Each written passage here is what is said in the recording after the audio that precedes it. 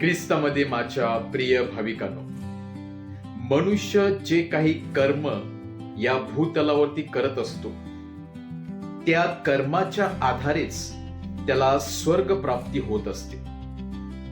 आणि म्हणूनच जे बी तो मनुष्य जिवंत असताना तो या जागेमध्ये पेरत असतो किंवा जिवंत असताना जे कार्य तो करत असतो त्याचेच फळ त्याला मिळत असते.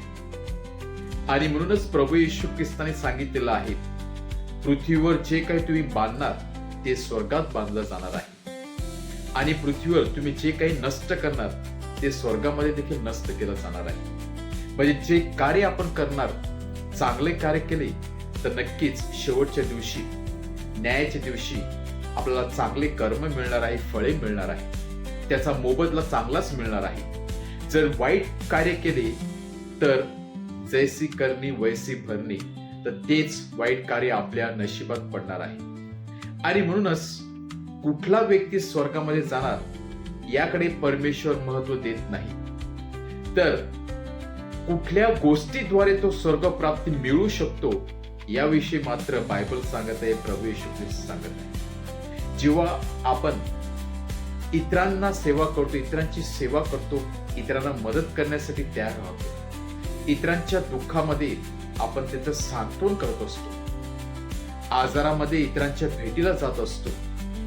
थोडक्यात सांगायचं म्हणजे आपण इतरांचं जीवन फुलवण्यासाठी किंवा बहरण्यासाठी जेवढा प्रयत्न करतो त्याचा मोबदला शेवटच्या दिवशी परमेश्वर आपल्याला नक्कीच देत असतो.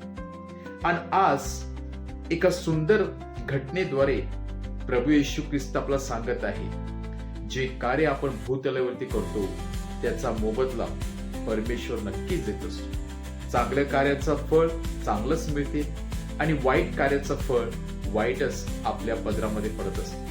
आणि म्हणूनच पुन्हा एका गर्भ श्रीमंत आणि लाजरस यांचं सुंदर उदाहरण देऊन प्रभू येशू ख्रिस्त आपल्याला सांगत आहे की पिक्चर कसं बदलते. जे पिक्चर या भूतलावरती वेगळं होतं, हा गर्भ श्रीमंत होता, श्रीमंत मध्ये वावरत होता, हसत होता, मौज मजा करत होता, आणि हा लाजरस गरीब त्याच्या दाराशी पडलेला होता. परंतु काही वेळानंतर, काही दिवसानंतर, काही महिन्यानंतर हे पिक्चर पूर्ण बदलते. आता लाजरस त्या देवदूताच्या सानिध्यामध्ये आहे, मौज मजा करत आहे, आणि हा गर्भ श्रीमंत व्यक्ती नरकामध्ये आहे. आता याच्यामध्ये नक्की काय झालेलं आहे? त्या श्रीमंत व्यक्तीचं पाप नक्की काय होतं? तो श्रीमंत होता म्हणून तो पाप होता का नाही? त्याने चांगले वस्त्र घातले होते म्हणून त्याने पाप केलं होतं का नाही? तो चांगलं जेवण करत होता म्हणून त्यांनी पाप केलं होतं का नाही? मग नक्की पाप काय होतं? पाप म्हणजे तो आपल्या दारासमोर बसलेल्या व्यक्तीकडे त्याने जाणून बुजून दुर्लक्ष केलेलं होतं. जर तो लाजरस त्याच्या दरबाच्या पाशी नसला असता, त्याच्या वाटेवरती नसला असता, तर प्रश्न वेगळा होता. तो जी व्यक्ती त्याच्या डोळ्यासमोर असून देखील त्या व्यक्तीला न पाहिल्यासारखं करणे किंवा त्याला धुडकावून लावणे हे सर्वात मोठं पाप होतं. आणि म्हणूनच स्वतः मौज मजा करताना आपण त्या मौज मजेतला थोडासा हिस्सा किंवा थोडीशी जागा त्या व्यक्तीला दिली असती, त्या गर्भश्रीमंत व्यक्तीने, तर कदाचित त्याच्या त्या कर्मामुळे त्याला नक्कीच स्वर्ग प्राप्त झाले असते. आणि ज्या लाजरसने अनेक दुःखातून तो गेलेला होता, संकटातून गेला होता, आता देव त्याला श्रीमंत देत आहे, देव त्याला आनंद देत आहे, देव त्याला सुख देत आहे. याचं सांगायचं तात्पर्य एवढंच की कधीही पिक्चर पलटू शकते. परमेश्वर कुठल्याही व्यक्तीला उंच करू शकतो आणि कुठल्याही व्यक्तीला खाली पाडू शकतो.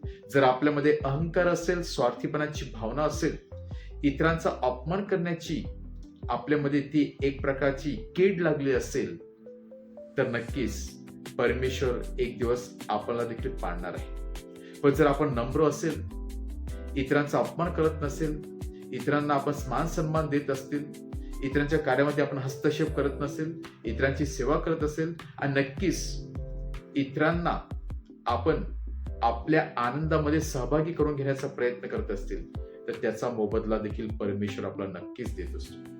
आजचा हा दाखला परत एकदा आपल्या सर्वांना आठवण करून देत आहे की या जगामध्ये कोणीही परमनंट नाही. या भूतलावरती कोणीही शेवटपर्यंत टिकणार नाही. तर जे टिकणार आहे ते म्हणजे आपले चांगले कृत्य. जेवढे आपण चांगले कृत्य करणार तेवढा मोबदला आपला शेवटच्या दिवशी मिळणार आहे. आणि म्हणूनच या उपवास काळामध्ये आपण आपल्या हातातून चांगले कृत्य कसे घडता येईल, इतरांचं जीवन दुःखी करण्याऐवजी सुखी करता येईल, यासाठी आपण प्रयत्न करूया आणि नक्कीच परमेश्वर त्याचा मोबदला आपल्याला देणार आहे.